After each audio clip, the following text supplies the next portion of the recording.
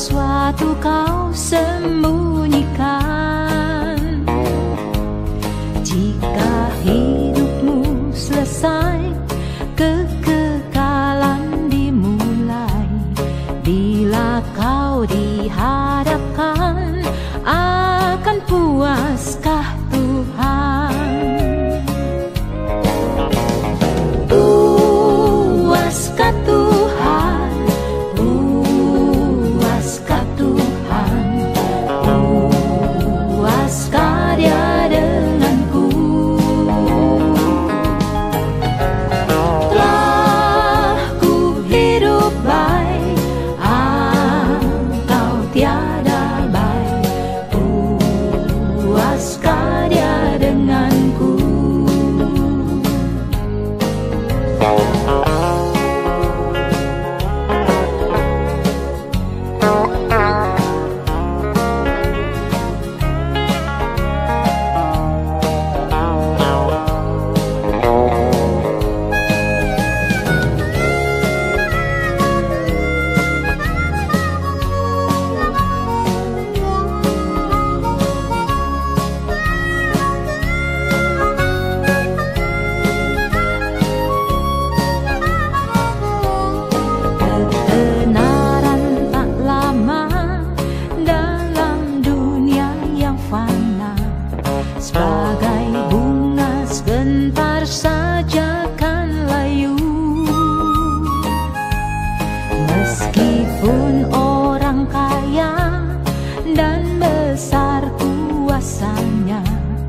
Semua itu kan lalu, puaskah Dia denganku?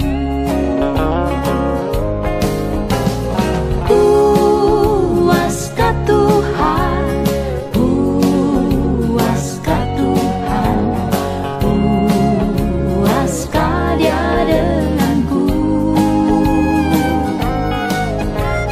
Telah ku hidup baik atau tiada baik, puaskah Dia denganku?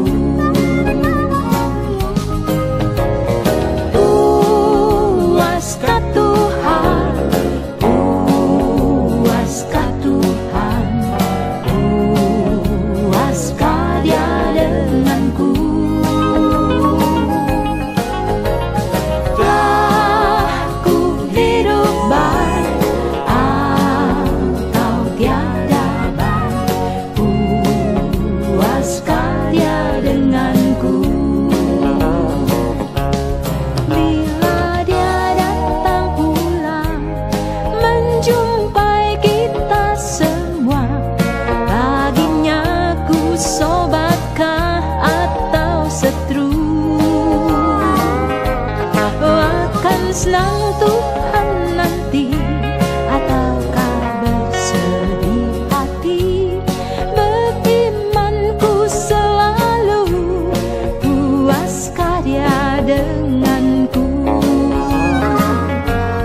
Berimanku selalu, puaskah Dia denganku?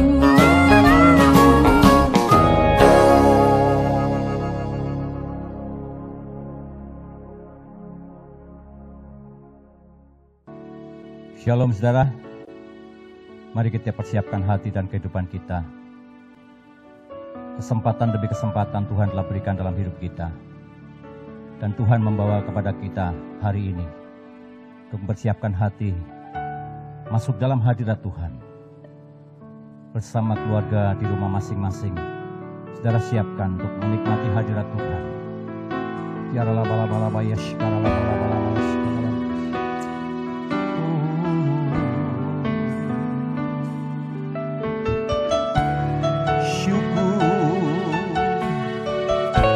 Mari bersama-sama angkat suaramu, naikkan syukur kepadanya. Haleluya. Bapakku datang menyembahmu di sini. ku percayakan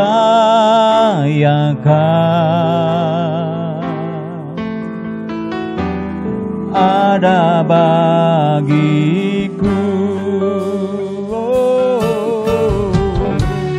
Bapakku datang, dengan segenap hatimu katakan kepadanya, menyembahmu di sini. Ku percayakan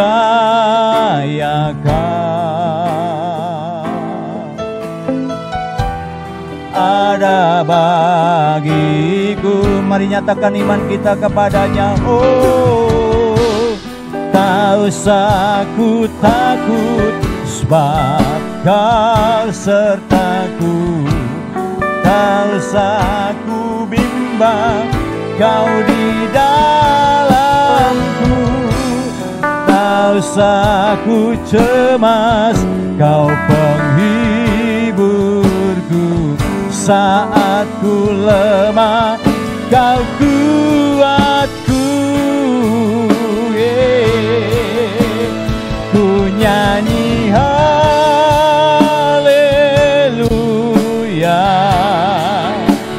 ku nyanyi haleluya.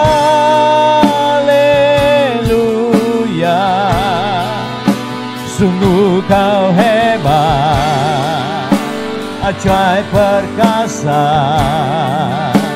perbuatanmu. Ku nyanyi haleluya, ku nyanyi haleluya, ku nyanyi haleluya. Sungguh Kau hebat, ajaib perkasa perbuatanmu. Oh, di hidupku. Mari segenap jemaat Tuhan, angkat tanganmu, angkat suaramu, sembah Dia dengan segenap hatimu. Dia hadir di tengah-tengah kita hari ini. Haleluya. Oh, Bapakku datang, amin, menyembahmu di sini. Ku percaya Kau ada bagiku, ada bagiku. Angkat suaramu, segenap hatimu, katakan bersama. Yes. Tak usah ku takut, sebab Kau sertaku. Amin. Tak usah ku bimbang, Kau di dalamku. Tak usah ku cemas, Kau penghiburku. Saat ku lemah, Kau kuatku. Bersama-sama ku nyanyi haleluya, ku nyanyi haleluya. Sungguh Kau hebat, ajaib perkasa perbuatanmu. Ku nyanyi haleluya, ku nyanyi haleluya, amin. Ku nyanyi haleluya.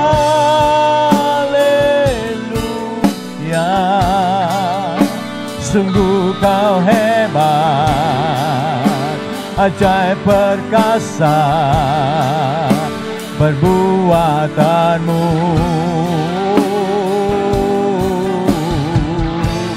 Di hidupku. Mari kita sembah Dia. Haleluya. Sungguh Kau ajaib Tuhan, sungguh Kau hebat. menyatakan hadirat-Mu di tengah-tengah kami. Bagi Engkau segala kemuliaan, kami mau sembah Engkau Tuhan. Haleluya. Terima kasih Tuhan. Sungguh kami bersyukur Bapa. Kesempatan demi kesempatan Kau telah berikan dalam hidup kami. Sehingga Engkau telah mengantarkan kami sampai pada hari ini.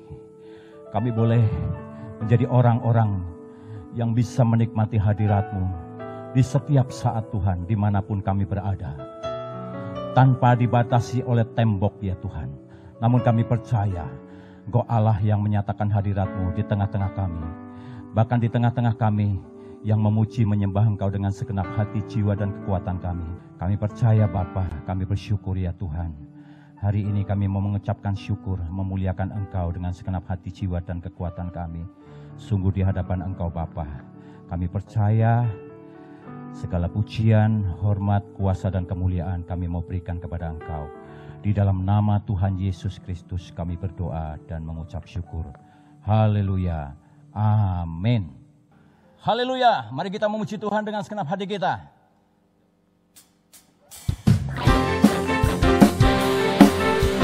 Yes. Amin.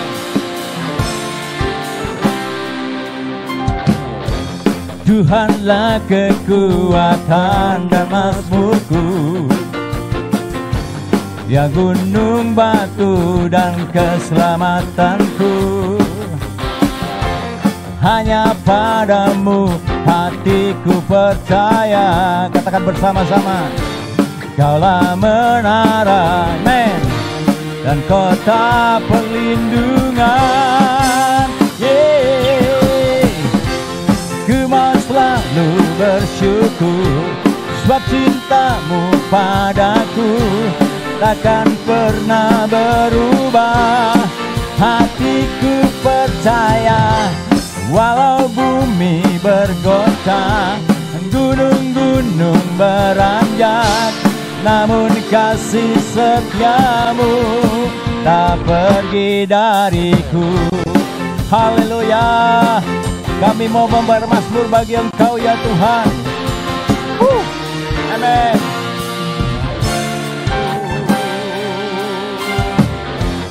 Tuhanlah kekuatan dan mazmurku, ya gunung batu dan keselamatanku. Hanya padamu hatiku percaya, sebab Kaulah menara, Kaulah menara dan kota perlindungan. Mari dari dalam hati kita katakan dengan syukur. Ku mau selalu bersyukur, amin. Kasih cintamu padaku takkan pernah berubah. Hatiku percaya, walau bumi bergoncang, gunung-gunung beranjak, namun kasih setiamu tak pergi dariku. Ku mau selalu bersyukur, sebab cintamu padaku takkan pernah berubah. Hatiku percaya, walau bumi bergoncang, gunung-gunung beranjak, namun kasih setiamu tak pergi dariku. Kasih setiamu tak pergi dariku. Kasih setiamu tak pergi dariku. Haleluya. Terima kasih Tuhan. Syukur. Haleluya. Berapa kita rindu berjalan bersama dengan Tuhan. Haleluya. Mari kita nyanyikan pujian ini. Amin. Haleluya. Yes.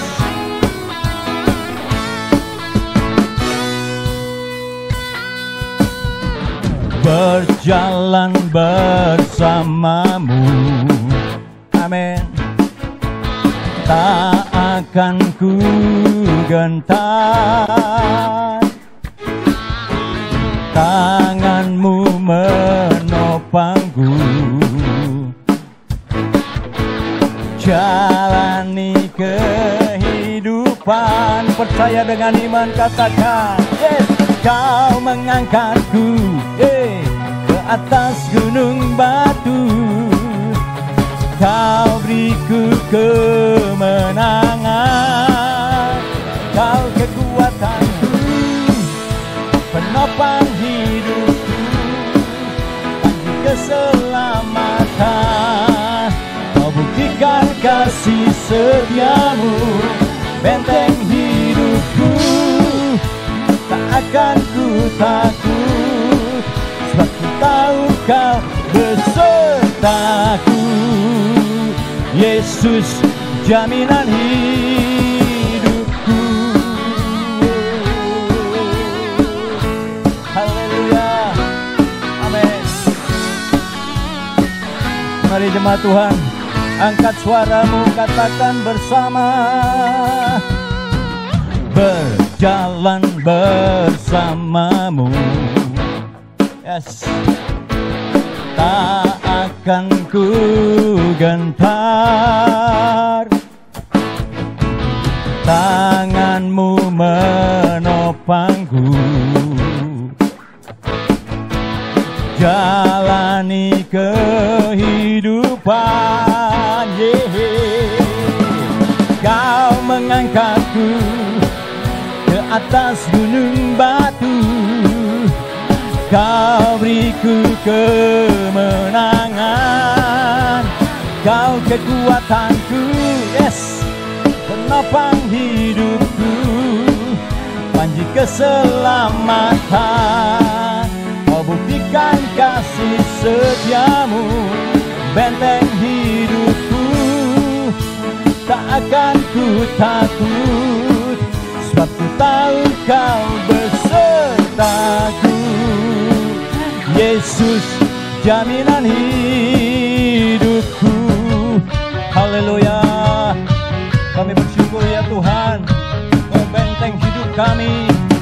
Amin. Perlindungan-Mu nyata bagi hidup kami Tuhan. Yes. Ya laba-laba ya sih.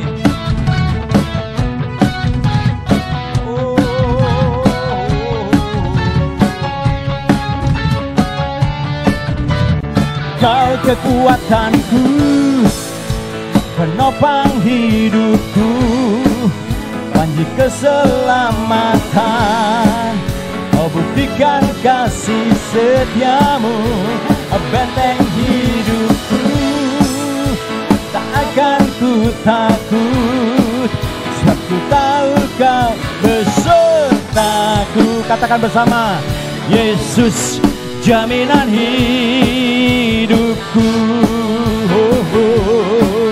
Yesus jaminan hidupku. Hanya Kau, Yesus jaminan hidupku.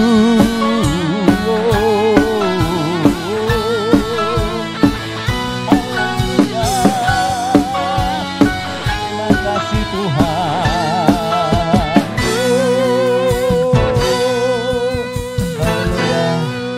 Terima kasih Tuhan. Perkataanmu yang menentukan hidup kami, firman-Mu yang mengarahkan hidup kami. Terima kasih Tuhan buat firman-Mu. Haleluya. Hidupku menggenapi firman-Mu, tanda mujizat sertai tiap langkahku. Kau bersamaku, di dalamku, jadi bukti kebesaran-Mu.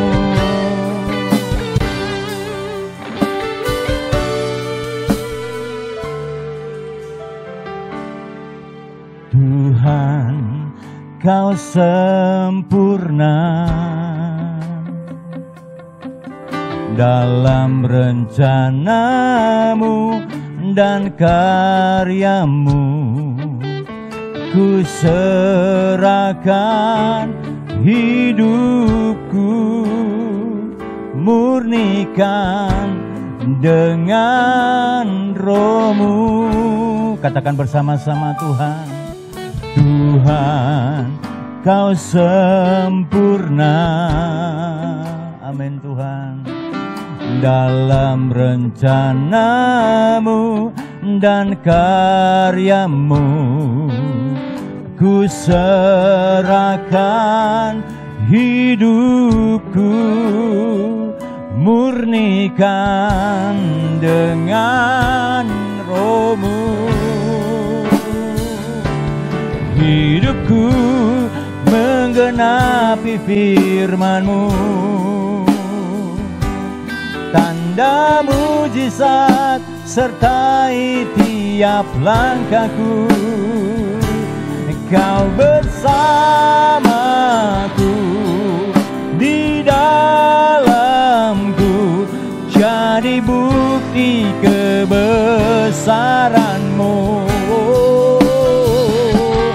Hidupku menggenapi firman-Mu, tanda mujizat sertai tiap langkahku. Kau bersamaku, di dalamku, jadi bukti kebesaran-Mu. Sekali lagi katakan, hidupku, hidupku menggenapi firman-Mu, tanda mujizat sertai tiap langkahku. Kau bersamaku, di dalamku, jadi bukti kebesaran-Mu. Kau bersamaku, haleluya. Kau bersamaku, di dalamku, jadi bukti kebesaran-Mu, jadi bukti kebesaran-Mu. Saya serahkan kepada hamba-Nya. Shalom saudaraku yang kekasih dalam Tuhan Yesus Kristus. Hari ini kita akan belajar firman Tuhan tentang pemuridan lewat komunitas. Mari kita akan membaca di dalam Matius pasal 28 ayat yang ke-19, lalu kemudian 1 Korintus 15 ayat 33. Perhatikan dua ayat ini, demikian bunyinya. Karena itu pergilah, jadikanlah semua bangsa muridku dan baptislah mereka dalam nama Bapa dan Anak dan Roh Kudus. Janganlah kamu sesat, pergaulan yang buruk merusakkan kebiasaan yang baik. Saudaraku yang kekasih dalam Tuhan Yesus Kristus, setelah Tuhan Yesus bangkit dari kematian dan sebelum Dia naik ke sorga, Dia memberikan sebuah perintah kepada para murid-Nya, dan perintah itu biasa disebut dengan istilah perintah agung. Dan perintah agung ini adalah perintah di atas segala perintah. Apa perintah agung itu? Saudara, perintah agung itu adalah beritakanlah Injil. Nah, sekali lagi saudara, ini adalah perintah di atas segala perintah. Karena itu mendapatkan penamaan sebagai perintah yang agung. Kenapa saudara? Sebab kita menemukan tujuannya di dalam ayat tadi. Sehingga layak perintah ini bisa dikatakan sebagai perintah yang agung. Sebab tujuannya adalah menjadikan semua bangsa muridku. Tidak ada kata-kata di dalam ayat ini saudara bahwa Tuhan memerintahkan kita agar kita memberitakan Injil supaya semua jadi Kristen, tidak. Sebab banyak orang Kristen belum tentu jadi seorang murid. Tetapi seorang murid itu pasti jadi seorang pengikut Kristus. Nah, apa sebetulnya pengertian murid ini, saudara? Coba perhatikan baik-baik. Kata murid itu berasal dari kata matetes. Apa artinya matetes, saudara? Matetes itu punya pengertian banyak. Yang pertama, saudara, pengertian matetes adalah yang mau belajar. Jadi seorang murid itu adalah seorang yang mau belajar. Seorang murid itu seorang yang mau diajar. Seorang murid itu adalah seorang yang mau mendengarkan. Itu sebabnya dalam proses belajar mengajar ini, saudara, terjadi transfer pengetahuan. Jadi apa yang murid tidak mengerti, apa yang murid tidak tahu, jadi tahu sebab diajarkan oleh sang guru. Nah, ini pengertian yang pertama dari kata matetes, yaitu yang mau belajar. Yang kedua, saudara, arti dari kata matetes itu adalah pengikut. Pengikut, saudara, artinya yang selalu ngintil, yang selalu ada di belakang si yang diikuti.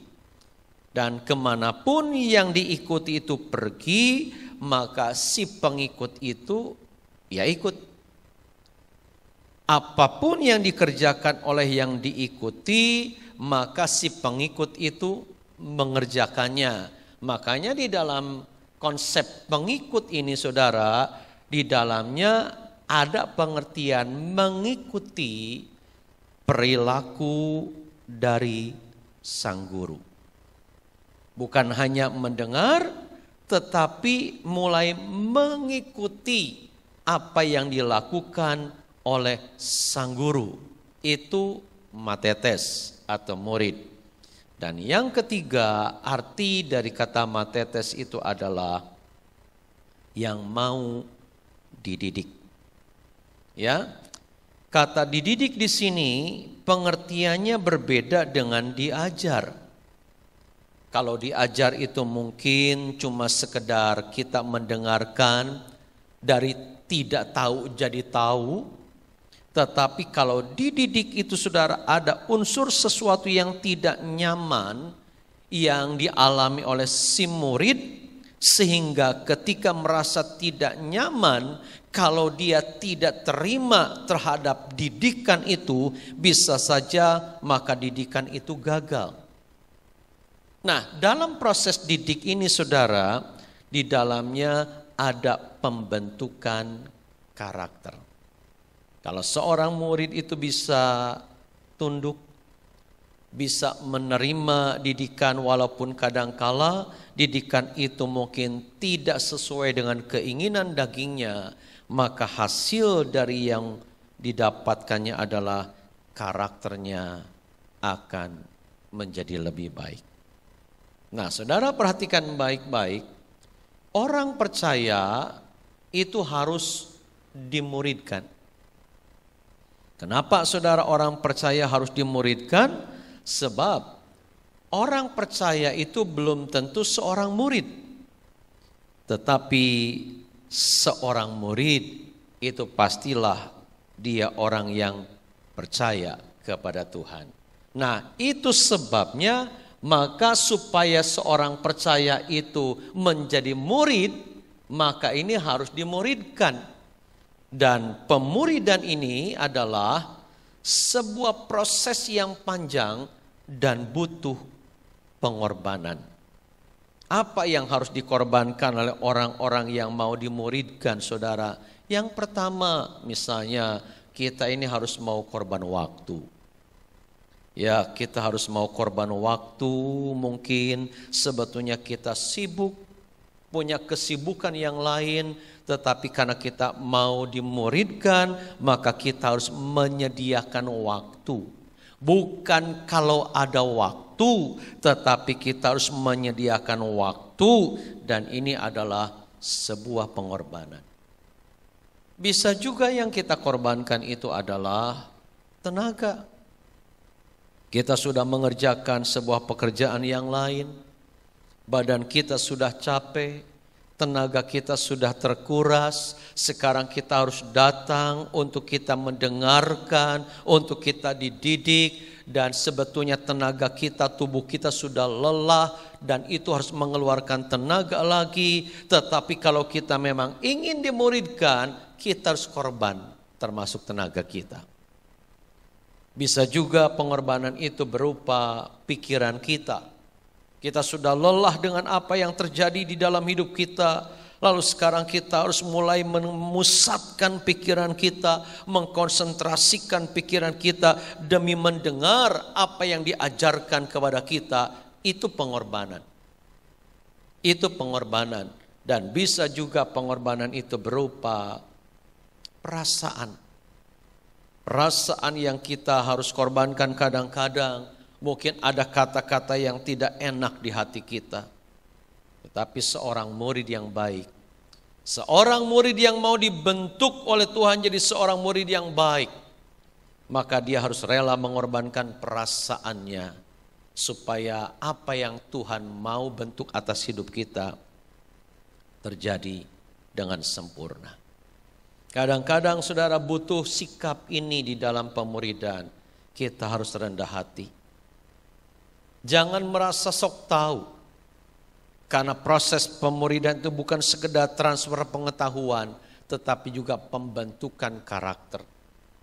Di dalamnya harus ada kerendahan hati untuk mau menerima apa yang sedang terjadi. Dan lebih daripada itu saudara, kita harus punya sikap penundukan diri kepada otoritas. Nah, saudaraku yang kekasih, ini adalah proses yang terjadi dalam pemuridan. Proses panjang, butuh pengorbanan, waktunya mungkin tidak sebentar. Bahkan bisa dikatakan saudara, proses pembentukan jadi seorang murid itu adalah proses sepanjang kehidupan kita. Dan satu hal yang harus kita perhatikan baik-baik saudara, tempat yang paling efektif untuk pemuridan terjadi dengan baik, itu namanya adalah komunitas. Ada satu ungkapan yang mungkin sering kali kita dengar. Ungkapan itu berkata, dengan siapa kita sering berkumpul, maka kumpulan itu akan membentuk kita jadi seperti itu. Dengan siapa kita dikelilingi orang atau siapa yang mengelilingi hidup kita, itu akan menentukan kita jadi seperti apa di dalam hidup kita. Karena itu saudara, kualitas sebuah komunitas akan menentukan kualitas hidup kita. Nah, bukankah firman Tuhan tadi berkata begini, janganlah kamu sesat. Pergaulan yang buruk merusakkan kebiasaan yang baik. Sekali lagi, janganlah kamu sesat. Pergaulan yang buruk merusakkan kebiasaan yang baik.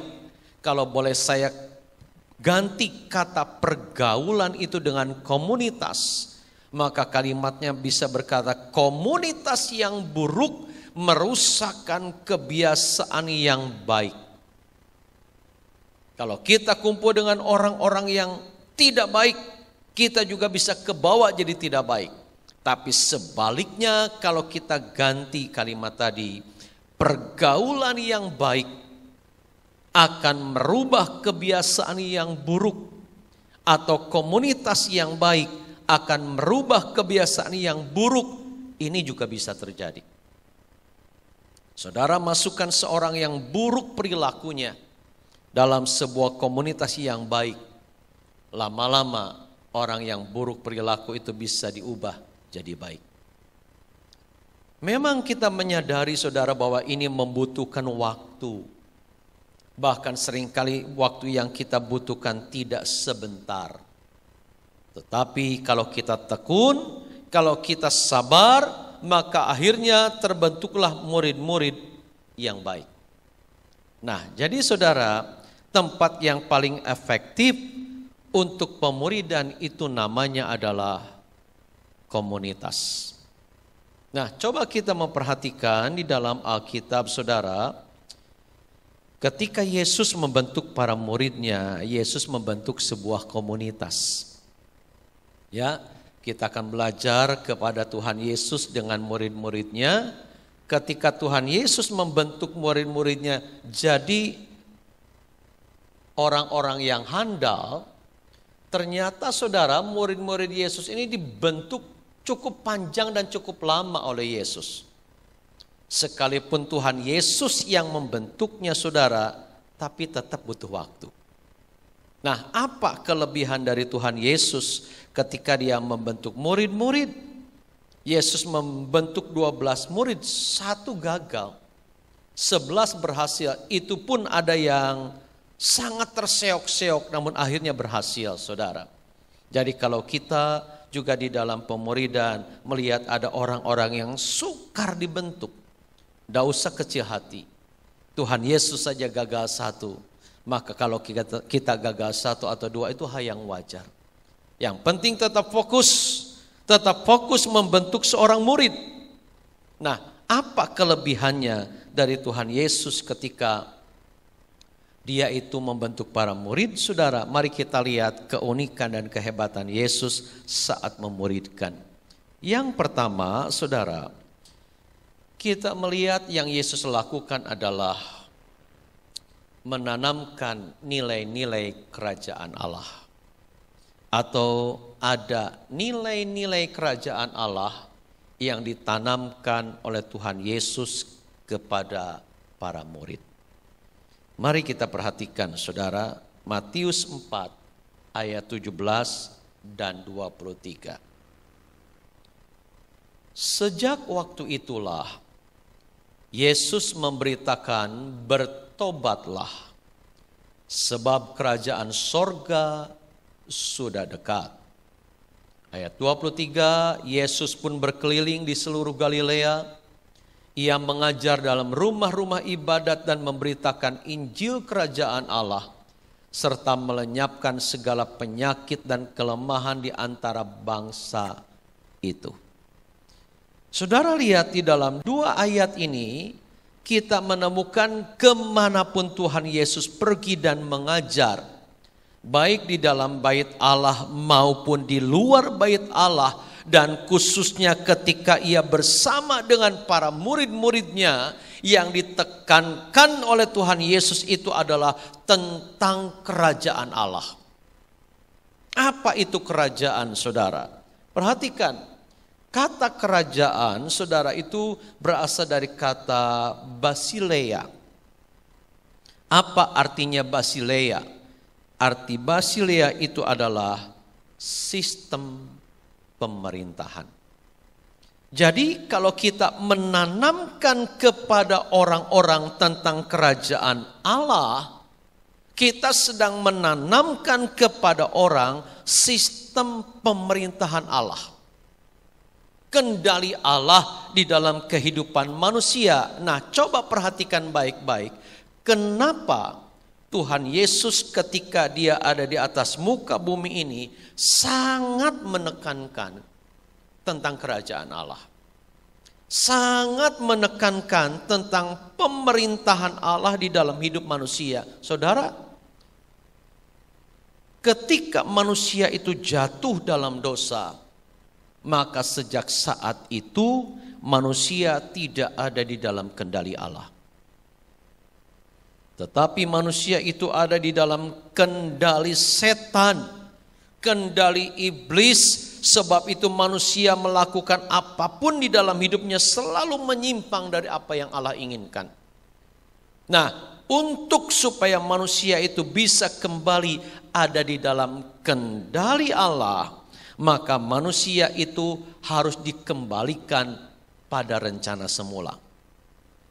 Ya, Untuk bisa berada di dalam rencana semula ini saudara, maka manusia harus diselamatkan.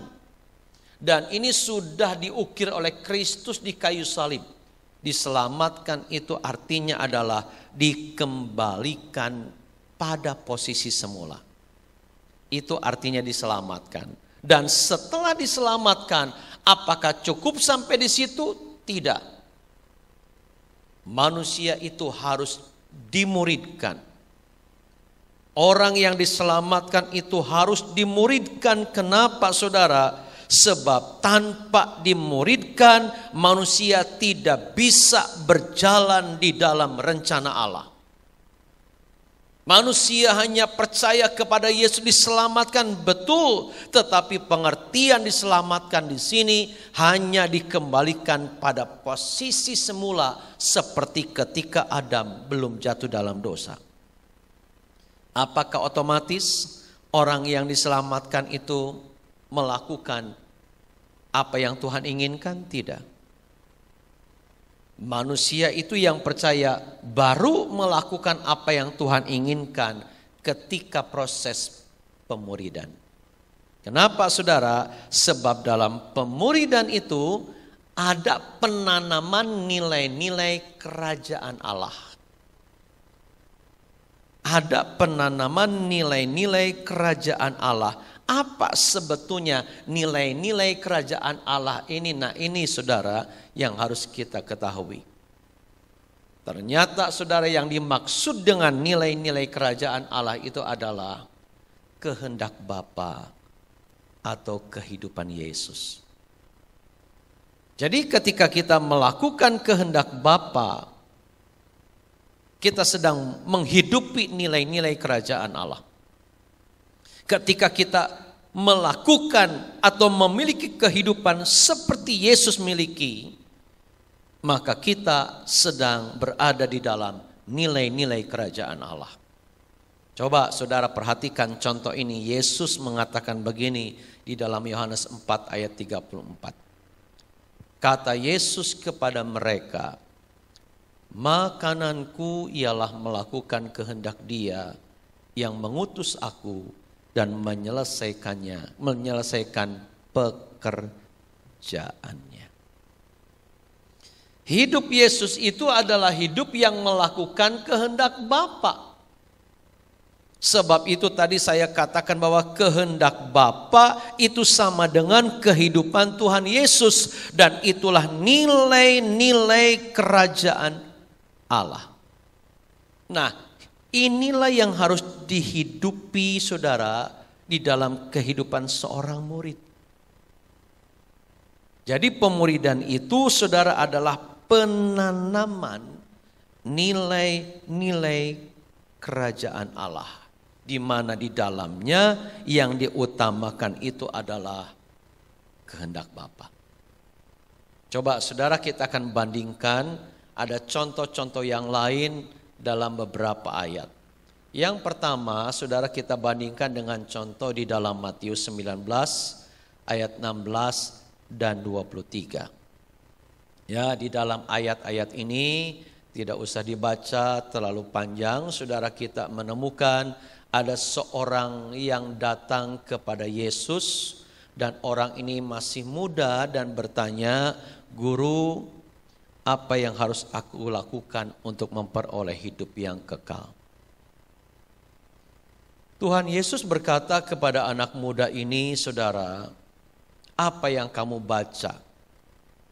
Lakukanlah 10 hukum. Jangan membunuh, jangan mencuri, jangan berzina, jangan menyembah berhala. Jangan melakukan apapun yang tidak baik. Lalu kemudian saudara si orang muda ini berkata, sudah guru. Saudara, sampai titik ini, kalau kita membaca bagaimana hidup si anak muda ini, kita harus kagum. Kenapa kita harus kagum saudara? Sebab Yesus berkata, lakukan 10 hukum.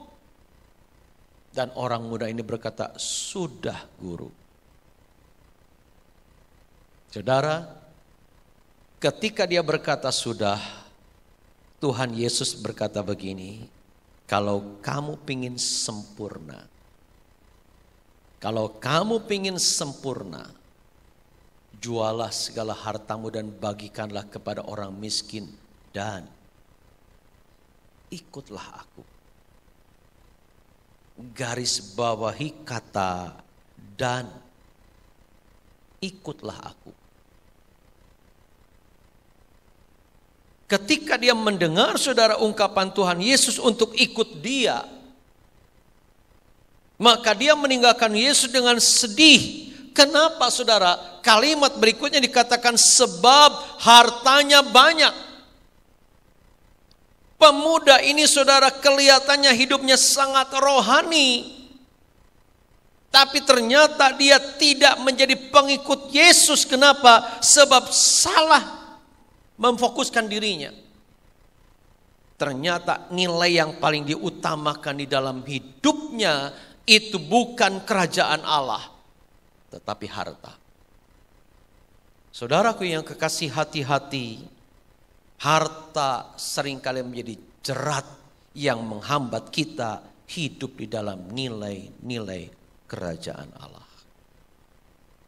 Anak muda ini kelihatannya rohani, tapi ternyata hatinya tidak bertuhankan Tuhan, tapi bertuhankan harta. Contoh yang kedua, saudara, kita lihat di dalam Matius 8, ayat yang ke-21 dan 22. Coba kita perhatikan di sini.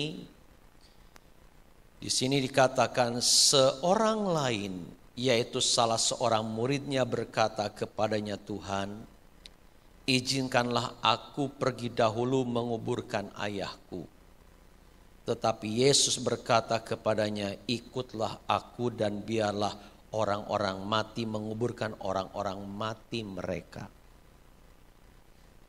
Kalau kita tidak mengerti latar belakang dari ayat ini, nampaknya saudara Tuhan Yesus itu sepertinya mengajarkan yang kurang baik. Ada seorang murid yang berkata, Guru, sebelum aku ikut engkau, izinkan aku menguburkan orang tuaku dulu.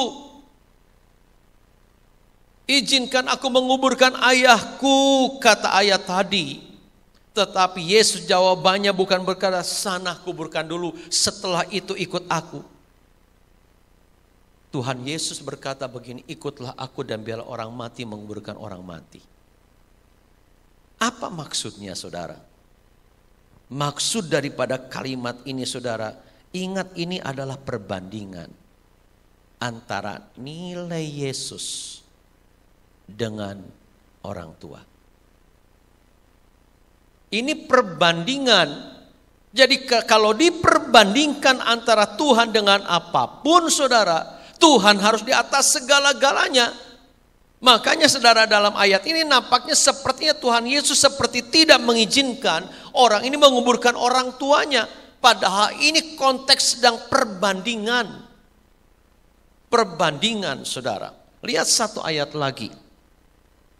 Ini juga nampaknya seperti aneh saudara. Lukas 14 ayat yang ke-26. Jikalau seorang datang kepadaku dan ia tidak membenci bapaknya, ibunya, istrinya, anak-anaknya, saudara-saudaranya laki-laki atau perempuan, bahkan nyawanya sendiri, ia tidak dapat menjadi muridku. Ajaran apa seperti ini saudara? Orang yang tidak memahami konteksnya akan melecehkan dan berkata Tuhan Yesus tidak mengajarkan yang benar. Masa kita harus membenci orang tua kita? Masa kita harus membenci anak kita? Masa kita harus membenci saudara-saudara kita hanya untuk ikut dia, saudara? Konteksnya bukan seperti itu. Kalau kita lihat ayat paralel di dalam Matius pasal 10. Di situ kita menemukan pengertiannya adalah bahwa kasih kepada Yesus itu harus lebih utama daripada kasih kepada siapapun. Termasuk kepada keluarga kita. Nah, jadi saudara, ini nilai-nilai kerajaan Allah. Tuhan itu di atas segala-galanya. Pemuridan itu harus menanamkan hal ini. Percaya saudara, kalau orang bisa fokus mendahulukan kerajaan Allah, dia tidak akan menjadi orang yang mengabaikan tanggung jawab yang lainnya. Tidak. Pekerjaan terabaikan, keluarga tidak diperhatikan, tidak akan seperti itu. Tapi orang yang bisa mendahulukan kerajaan Allah, itu akan dimampukan Tuhan untuk menata kehidupan sehingga tanggung jawab yang lain bisa tetap dikerjakan dengan sebaik-baiknya. Jadi yang pertama yang Yesus lakukan ketika memuridkan adalah menanamkan nilai-nilai kerajaan Allah. Yang kedua saudara, yang terakhir saudara perhatikan, yaitu berbagi hidup. Berbagi hidup. Yohanes 6 ayat yang ketiga berkata, dan Yesus naik ke atas gunung dan duduk di situ dengan murid-muridnya. Saudaraku yang kekasih, hal yang kedua yang Yesus lakukan di dalam proses pemuridan adalah berbagi hidup. Apa maksud dari berbagi hidup ini, saudara? Berbagi hidup itu artinya adalah berbagi cara hidup lewat kehidupan sehari-hari. Berbagi cara hidup lewat kehidupan sehari-hari. Dan kita tahu banyak ayat yang mengatakan bahwa kemanapun Yesus pergi, di situ murid-muridnya ikut. Ke gunung dia ikut. Di Danau Galilea murid-murid ikut. Bahkan mereka itu tidur bersama. Hidup bersama-sama, makan bersama-sama. Sehingga di dalam kebersamaan itu saudara, mereka melihat bagaimana Yesus memperagakan nilai-nilai kerajaan Allah lewat hidupnya. Ini adalah cara yang sangat luar biasa, saudara.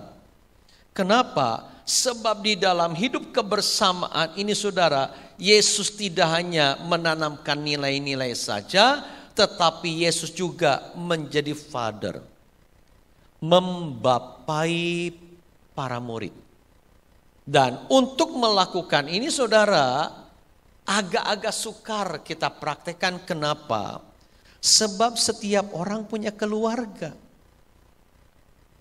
Sementara saudara, untuk bisa hidup berbagi hidup begini, kita butuh ini, butuh kebersamaan yang agak banyak.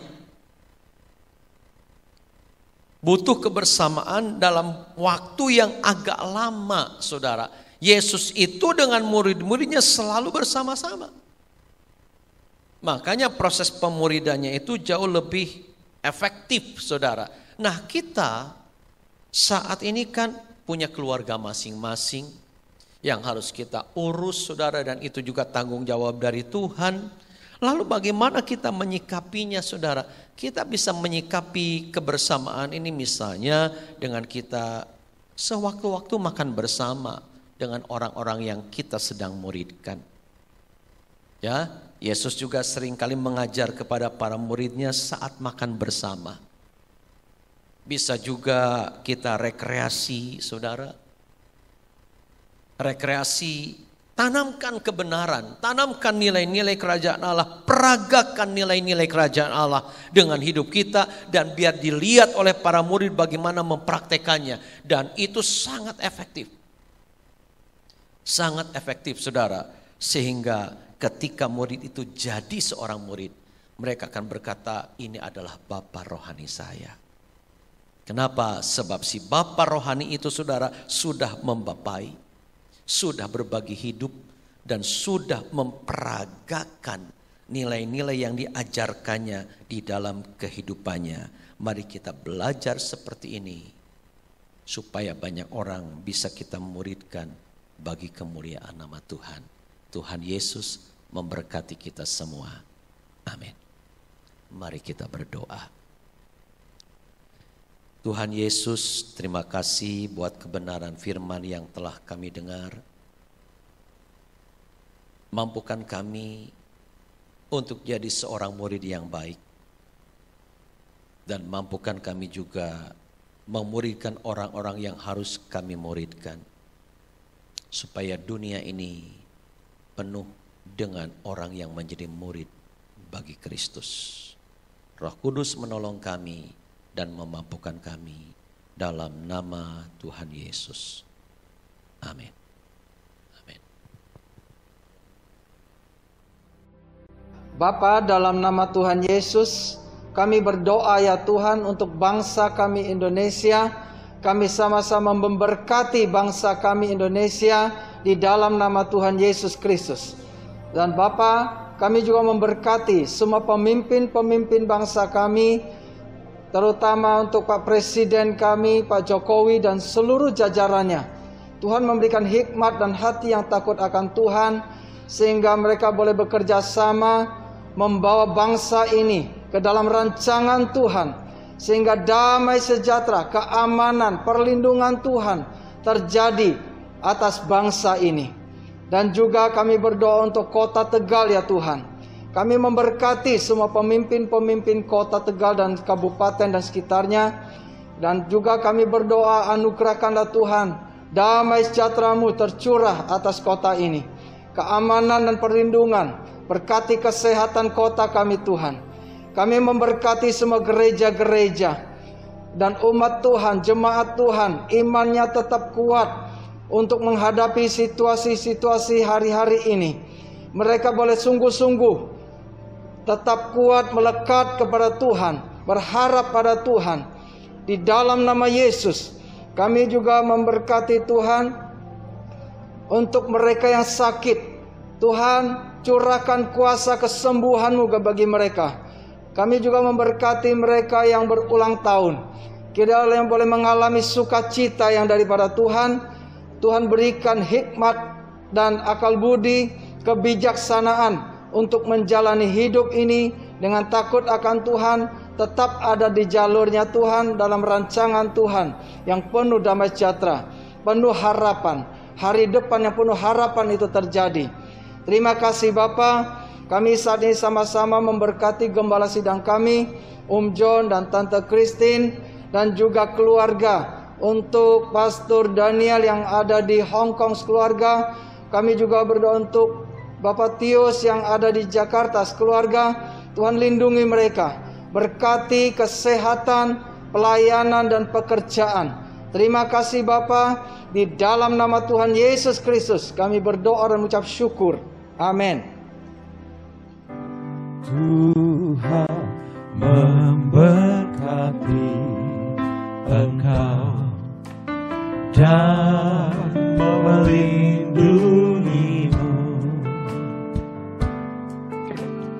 Tuhan menyinari engkau dengan wajah-Nya dan memberi engkau kasih karunia. Tuhan memberkati engkau dan melindungimu. Tuhan menyinari engkau dengan wajah-Nya dan memberi engkau kasih karunia. Tuhan mengharapkan wajah-Nya kepadamu dan memberi engkau damai sejahtera. Tuhan mengharapkan wajah-Nya kepadamu dan memberi engkau damai sejahtera. Sebab itu biarlah kiranya Engkau mencurahkan berkat dari Allah Bapa, kasih sayang dalam nama anaknya Yesus Kristus, serta penyertaan Roh Kudus yang memampukan kami untuk mentaati Engkau dalam segala hal. Demi nama Yesus Kristus kami berdoa. Amin.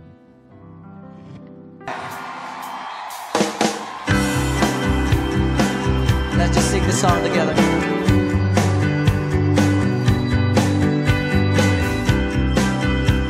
Hey, yeah. Dalam rembulan, dalam cahaya mentari, di gelap badai dan indahnya pelangi, dalam tangisan dan wajah berseri, dan ku temukan kasih terbesar bagi dunia ini. Diam